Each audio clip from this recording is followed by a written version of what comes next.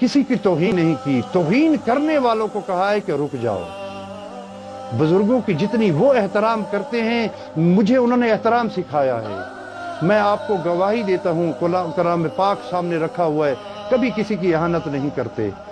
فقط کہا کیا ہے کہ جواد نقوی صاحب ایک ایسا انسان ہے جو پاکستان میں ایک ملت تشیع کا بہترین ادارے کی بنیاد رکھنے والا ہے، لوگوں کو بتا رہا ہے کہ کیا کہ خداوند متعال نے ہمیں توفیق دی ہے۔ وہ یہ نہیں کہتے کہ سنی کام نہ کریں، وہ یہ نہیں کہتے کہ کوئی اور کام نہ کرے، ایسا نہیں ہے۔ معصوم ہونے کا دعویٰ وہ نہیں کرتے، لیکن ایک ایسا مدرسہ بنا دیا ہے جس کو چیلنج کے ساتھ کہا جا سکتا ہے کہ ان جیسا مدرسہ پہلے بھی نہیں تھا، آج بھی نہیں ہے۔ جب ایک کام ان کا نظر آیا، اگر کوئی بات آپ کو سمجھ نہیں آئی تو اس کا کیا مطلب ہوا؟ آج مناظرے کے لیے بھیج رہے ہو، آج سوشل میڈیا پہ باتیں کر رہے ہو، کس کو فائدہ پہنچا رہے ہو؟ اتنا ہوتا کہ آج اسرائیل کے خلاف یہ باتیں ہوتی، لیکن ہوا کیا ہے؟ خداوندہ تو دیکھ رہا ہے، جو تو فرشتوں کو کہہ رہا تھا میں نے آدم کو خلق کیا ہے، میں جانتا ہوں کہ اس کا مرتبہ کیا ہے۔ رسول خدا فرماتے ہیں کہ کعبہ سے اس بندے کی، اس مومن کی حرمت زیادہ ہے، لیکن کیا ہو گیا؟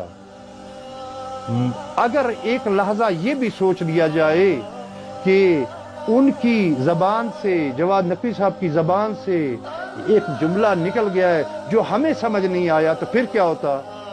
میں کسی کو کسی سے نہیں ملاتا۔ آج آقا رہبر پر باتیں کر رہے ہیں، امام خمینی پر باتیں کر رہے ہیں، آپ کی تفسیر پر باتیں کر رہے ہیں۔ دشمن اور تو اور آپ کے اس قرآن پاک پر باتیں کر رہا ہے۔ یہ جواب دینے کی ضرورت ہے، ان پر جواب دینے کی ضرورت ہے، ان سے بات کرنے کی ضرورت ہے، نہ کہ اپنے مسلمانوں پر بات شروع ہو گئی ہے۔ خداوندہ تو دیکھ رہا ہے کہ کیا مسلمان کر رہے ہیں۔ یہ مسلمانوں کو ایک ہاتھ ہونا تھا، نہ کہ یہ بکھر گئے۔ اپنے ارد گرد نظر تو گھمائیے، کتنی بیوائیں بیٹھی ہیں، کتنے بھوکے لوگ بیٹھے ہوئے ہیں، کتنے نادار لوگ بیٹھے ہوئے ہیں، کتنے نوجوان لوگ بیٹھے ہوئے ہیں، کتنے غیر شادی شدہ بیٹھے ہوئے ہیں۔ آپ جا کے دیکھیے تو صحیح، ابھی یہ کرونا ہے اور اس کی وجہ سے باہر بیٹھے ہیں، ورنہ جس طرح سے پاکستان کے چھوٹے چھوٹے ہوٹلوں میں، چائے خانوں میں یہ نوجوان جو معمار ہیں، جن کو علامہ اقبال شاہین نام دے کے گیا ہے، جو ہمارا آئندہ ہیں، ان کو کس کام پہ لگا دیا گیا ہے، کس مقام پہ پہنچا دیا گیا ہے۔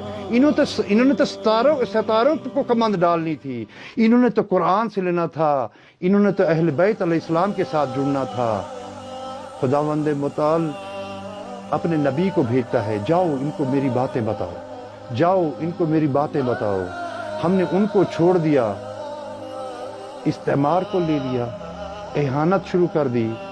میں آپ کو اتنا بتا دوں کہ مجھے یہ بھی کہا گیا تھا کہ اگر ایسی گفتگو چلے گی تو پاکستان میں آؤ گے تو تمہیں کوئی آنے نہیں دے گا۔ ایسا ہرگز نہیں ہے۔ پاکستان میرا اپنا ملک ہے، پاکستان ہم سب کا ملک ہے۔ پاکستان ایک ایسی ارض پاک ہے جس میں صرف پاک لوگوں کے لیے بنی تھی، غریبوں کے لیے بنی تھی، نہ کہ یہ دشمنیاں بنانے کے لیے بنی تھی۔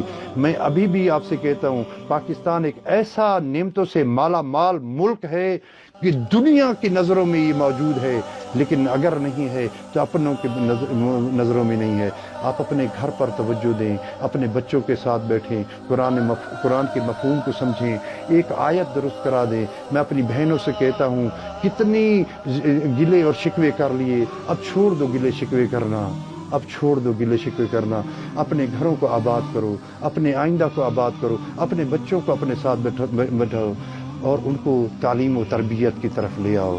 کوئی انجینئر بنے، کوئی ڈاکٹر بنے، سب کی ضرورت ہے، لیکن اگر ضرورت نہیں ہے تو زبان دوسروں کے خلاف استعمال کرنے کی ضرورت نہیں ہے۔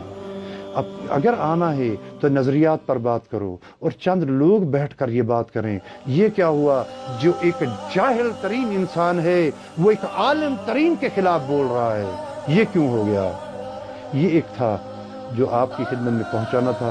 خداوند متعال سے دعا کرتے ہیں کہ خداوندہ ہمارے ان ٹوٹے پھوٹے لفظوں کو اپنی بارگاہ میں قبول فرما، اور جن مومنین و مومنات کے لیے ہم نے یہ ذکر کیا ہے اس کو قبول فرما۔ ایک چھوٹا سا جملہ جو کہ مجلس ترحیم ہے، امام حسین